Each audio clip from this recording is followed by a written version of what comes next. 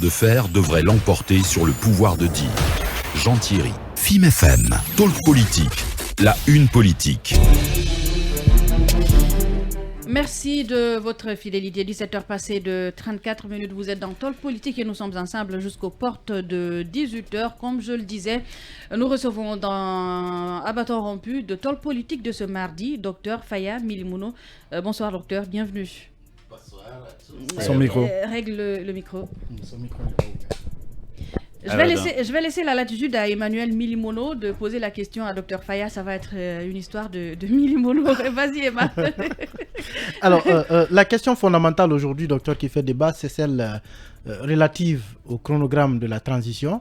On sait qu'il y a une sorte de feuille de route qui a été présentée par le ministère de l'administration du territoire.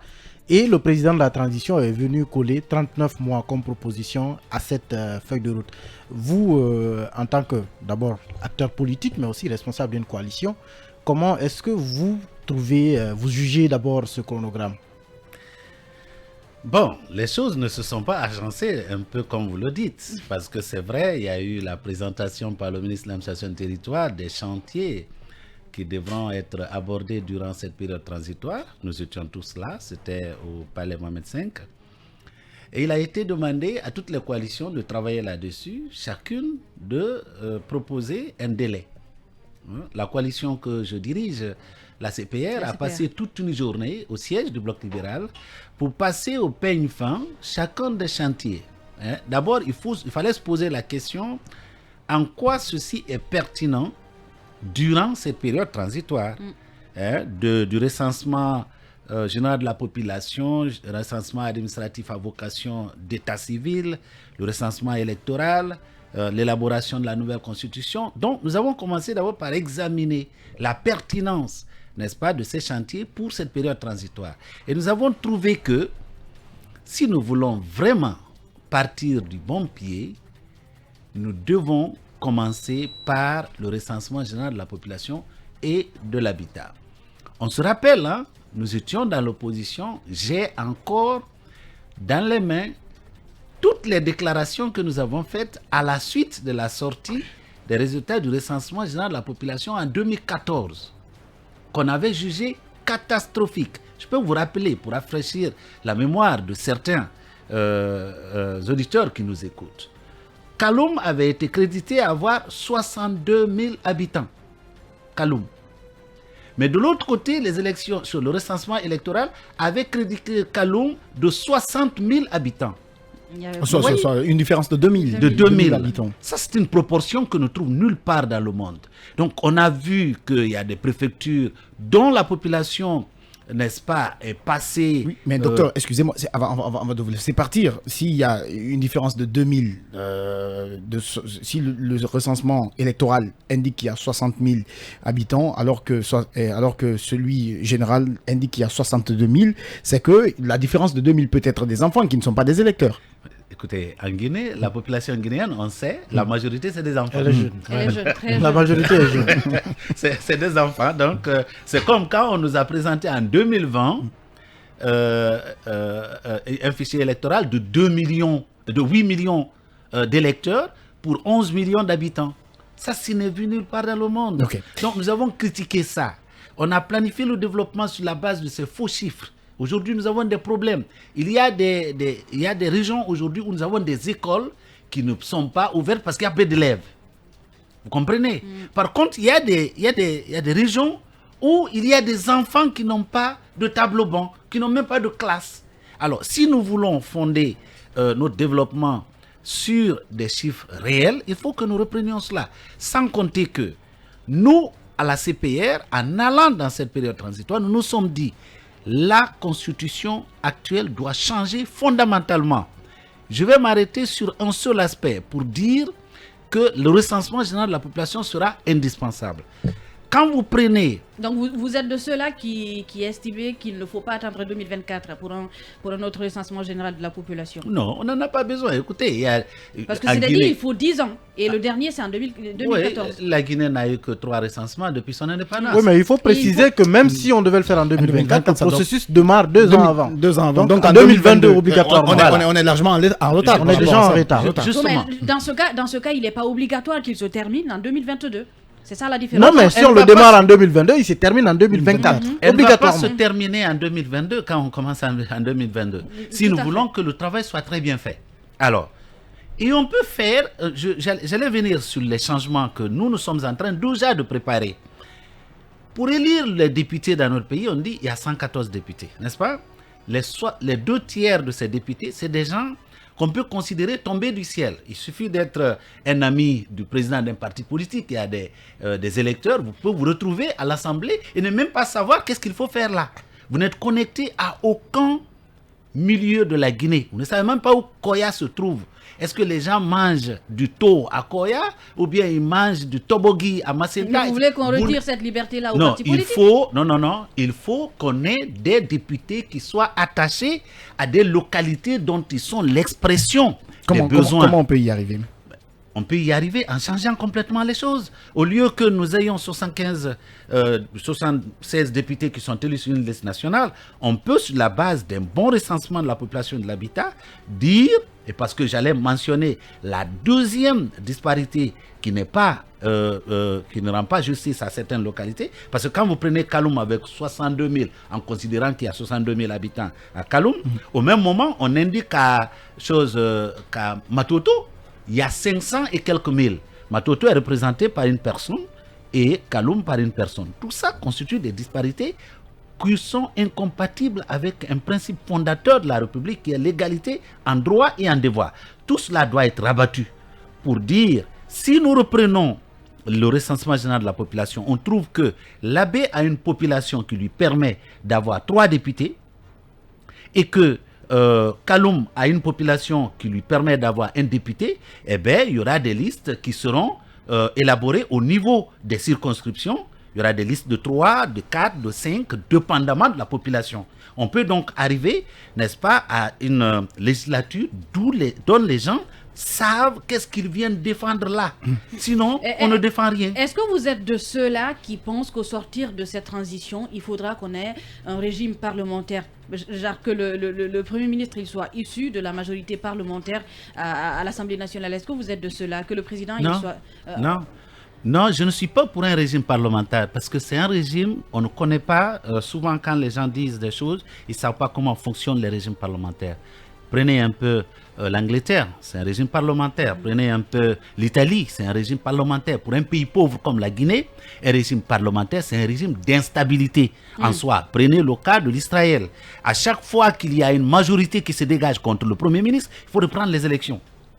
Vous comprenez? Nous sommes dans une situation où la division est telle que vous pouvez constituer une coalition aujourd'hui, elle éclate demain. Regardez un peu dans notre espace politique. Vous avez à vous, les politiciens. Non, mais écoutez, il y a des coalitions qui se forment aujourd'hui qui disparaissent demain. Absolument. Les coalitions à l'Assemblée peuvent se former de la même manière. C'est pourquoi ça sera dangereux d'aller vers un régime parlementaire. On peut maintenir un régime présidentiel par contre, mais en diminuant drastiquement le pouvoir central. Et en donnant plus de pouvoir aux collectivités et en faisant en sorte que les collectivités ne soient contrôlées que par les électeurs, d'une part, par les lois de l'autre. Aujourd'hui, on a des tutelles comme les préfets, sous-préfets qui sont là pour asphyxier toute initiative locale. Il faut balayer tout ça. Voilà des choses que sur lesquelles nous sommes en train de travailler. Bon, pour certains, c'est une période transitoire comme une autre. On aura une constitution placotée comme on le faisait par le passé. Et puis, on est bien de repartir. Non, nous ne le ferons pas cette fois-ci. D'accord. Vous disiez tout à l'heure qu'il y a une nécessité d'avoir une nouvelle constitution. Si, par exemple, on décidait d'avoir une nouvelle constitution, qu'elle soit, que ce ne soit pas, par exemple, celle de 2010 qui soit rétablie et amendée, quelles seraient les nouvelles choses, les nouvelles choses qui seraient dans cette nouvelle constitution-là? Quels seraient les changements? je viens de vous dire, par exemple, ce que nous sommes en train de construire, que l'élection des députés, ça se fait sur la base de la population des circonscriptions et la répartition du nombre, n'est-ce pas, de députés à l'Assemblée dépend de la population de chaque circonscription préfectorale ou communale. Ça, c'est par exemple un changement majeur qui intervient. On peut élire aujourd'hui, il y a beaucoup d'études d'ailleurs que nous sommes en train de lire les résultats aujourd'hui qui disent que les populations même se prononcent sur l'idée que nous ayons par exemple un président avec un vice-président élu, qui ne soit pas de la même région, pour casser un peu avec cette histoire d'ethnocentrisme, de régionalisme, etc., etc. On peut baliser cela pour que celui, comme ça se fait par exemple au Nigeria. Au Nigeria, si vous avez un candidat à la présidentielle qui est du Nord, généralement musulman, il est toujours accompagné par un vice-président chrétien et du Sud. Ça crée un certain équilibre dans le pays. La Guinée en a besoin. Regardez, on perd le temps. Mais sauf que le Nigeria, c'est un État fédéral. Oui, c'est un État. Je suis d'accord, mais on peut faire en sorte, on n'a pas besoin d'aller vers un État fédéral, mais on peut faire en sorte que on donne les pouvoirs au niveau des circonscriptions locales, c'est-à-dire au niveau des collectivités, qui permettent, n'est-ce pas, de faire ressembler un peu les choses. Prenez le système helvétique, hein, par exemple la Suisse. Le débat réel, ça se fait où? C'est dans les cantons. Toutes les décisions se prennent comment? Par référendum.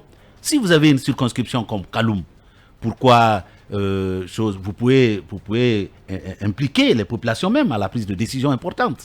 Vous comprenez? Mais le fait que nous concentrions tous les pouvoirs dans les mains d'une personne, ici à Conakry, et d'ailleurs, le fait d'être muté à Koya vous sort du territoire guinéen parce que vous n'êtes plus compté. Ça, c'est des choses que nous devons changer. Regardez les nominations que nous vivons aujourd'hui. Tous les soirs, chacun est branché avec la télé nationale pour écouter les décrets. Mais est-ce que vous avez fait les statistiques de combien de décrets qui concernent des Guinéens qui travaillaient à l'intérieur du pays, qui ont été promis à Conakry? Ça ne fait pas 2%. Il n'y en a pas beaucoup. Hein.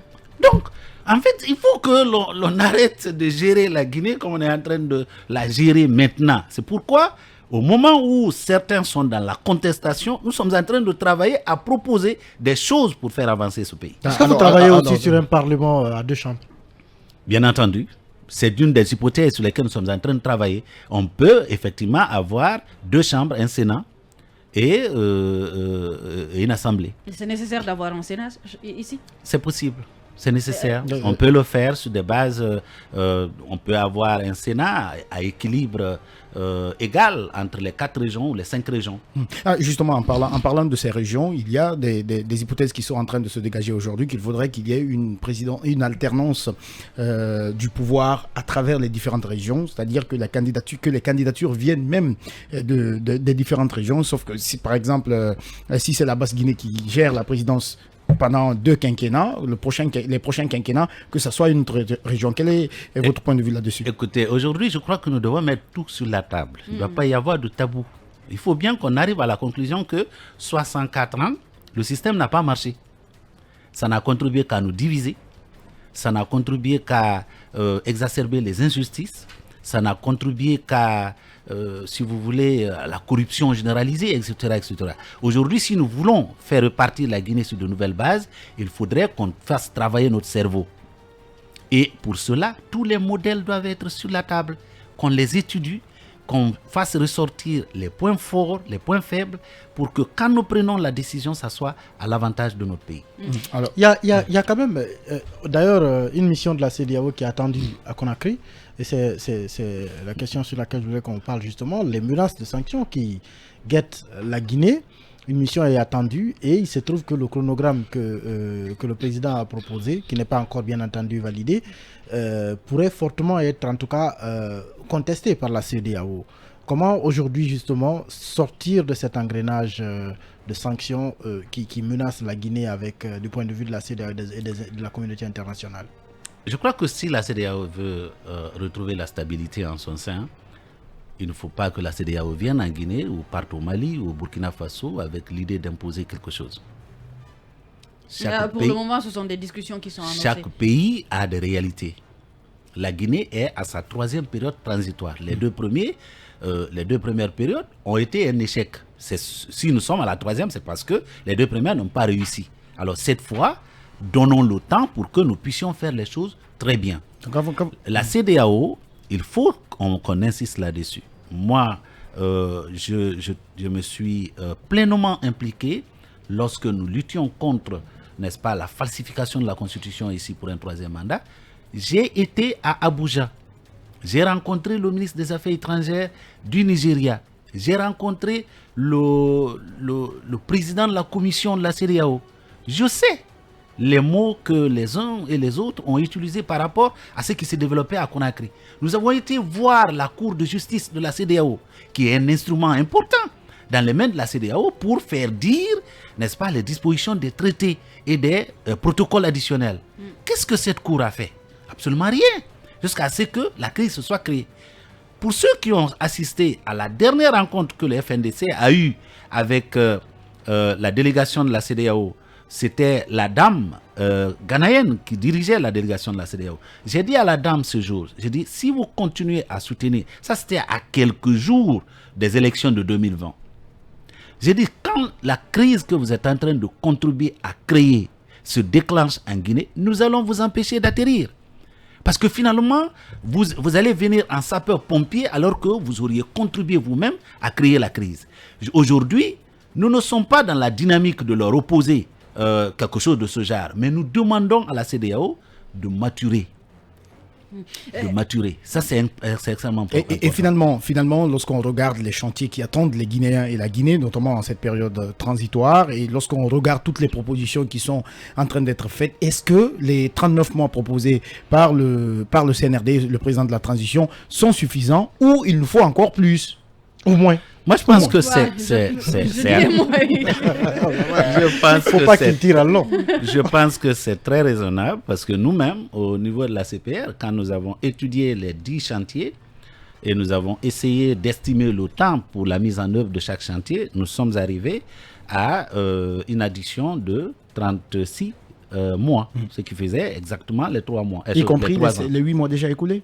Non. Nous avions dit dans notre proposition que c'était à partir du 1er mai, puisque nous avions fait nos propositions à la fin du mois d'avril, donc à partir du 1er mai, et donc devait commencer à courir cette période. Alors, lorsque par après, une synthèse a été faite, parce qu'il faut bien qu'on comprenne que quand le président Doumbouya s'est prononcé en parlant de 39 mois, il avait déjà sous la main les propositions faites par les uns et les autres.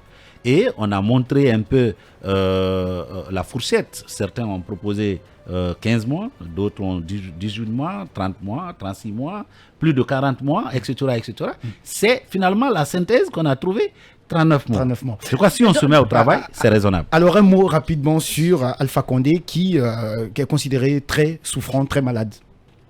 D'abord, il faut lui souhaiter bon prompt rétablissement parce que c'est quand même un de nos frères guinéens qui a des problèmes de santé. Il paraît qu'il a l'intention de ressortir pour aller chercher la santé. Pour des raisons humanitaires, oui, on peut lui accorder ça.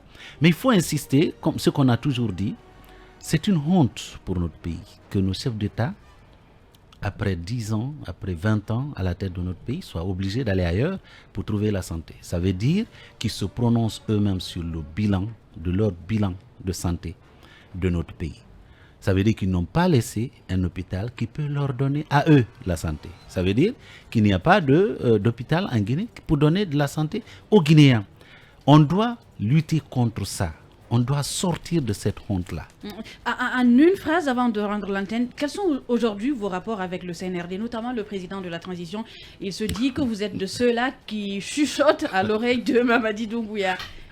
Pas du tout. Je ne suis qu'un acteur politique qui exprime des convictions. Et chaque fois, parfois on me prête beaucoup d'intentions. J'étais à l'intérieur du pays pour assister à l'intronisation de l'évêque. Je crois que M. Milimono a suivi cela à distance. J'étais à Cancan. On a dit que je suis parti en mission du CNRD, etc., etc. Tout cela, en fait, le Guinéen il se lève le matin, il crée l'information dans l'hémisphère gauche du cerveau, il convainc l'autre hémisphère et puis il commence à diffuser. Merci à vous, docteur Faya Milimono. Le débat était très intéressant, mais malheureusement, on est obligé de rendre l'antenne. Merci à Khalifa Traoré et à Ibrahim Assila qui nous ont accompagnés côté technique.